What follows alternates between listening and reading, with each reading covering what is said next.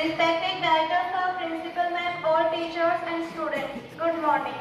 मुझे धोखा मत दो, खुद धोखा खा जाओगे। क्राइस्ट।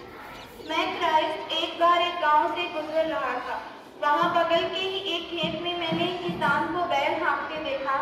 आश्चर्य यह है कि वह बैलों को हाँक भी रहा था और उन्हें गालियां भी दिए जा रहा था। मुझे उसका इस तरह बेजुबान पशुओं को गाली देना अच्छा नहीं लगा, इसलिए पास जाकर मैंने उसे प्रेम से उसकी गलती समझाई। सीधा किसान था, बेचारे ने तुरंत अपने व्यवहार के लिए क्षमा मांगी। यही नहीं, उसने आइंदा अपने बैलों को गालियां नहीं देने का वचन भी दिया। खैर, मैं उस दिन तो उसे समझाकर चलता बना, परंतु करीब 6 माह बाद मेरा फिर उस गांव से गुजरना हुआ। अब कि मैंने दूर से ही उस किसान को अपने बैल हाँकते देखा। आश्चर्य यह है कि वह अपने बैलों को जोर जोर से गालियां देकर ही हाँक रहा था। मैं बड़ा दुखी हुआ तो सीधे उसकी तरफ का रुख किया। उधर जैसे ही मैं उसके निकट पहुंचा कि उसने भी मुझे देखते ही पहचान लिया। थोड़ा घबराया भी, लेकिन जल्द ही संभलते हुए बैलों को संबोधित करते हुए बोला, मेरे प्यारे बैलों, मैंने अभी जो तुम्हें गालियां दी वैसे ही मैं क्राइस्ट के मिलने से पूर्व तुम्हें दिया करता था। बस आज तो मैंने तुम्हें उन गालियों की याद दिलवाई है। तो मेरे बच्चों, क्राइस्ट का धन्यवाद मानो जो तुम्हें गालियां सुनने से छुटकारा मिल गया।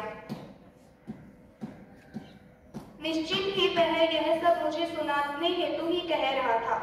मैंने उससे इतना ही कहा, यह सब नाटक कर तुम न मुझे धोखा दे रहे हो न इन बैलों को।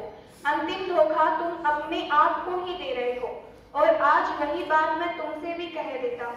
यह चर्च जाकर, बाइबल पढ़कर, क्रिसमस मनाकर आप मुझे याद करने की जिस भ्रम में डालने की कोशिश कर रहे हैं, उससे मैं तो जरा सा भी भ्रमित नहीं हो रहा, परंतु इन सब चक्करों में आप लोग मेरे बाबत जरूर भ्रमित हो चुके हैं।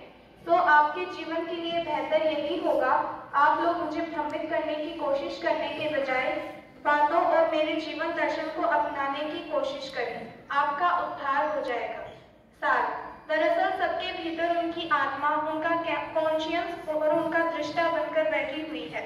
झूठ बोलते वक्त या असत्य में जीते वक्त शायद आप दूसरों को भ्रमित कर लेते हो, परंतु स्वयं को तो अपने झूठ व असत्य का पता चल ही जाता है और आपकी जवाबदेही अपनी आत्मा के प्रति है।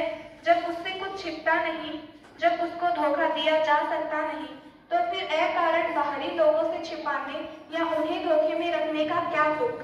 Thank you.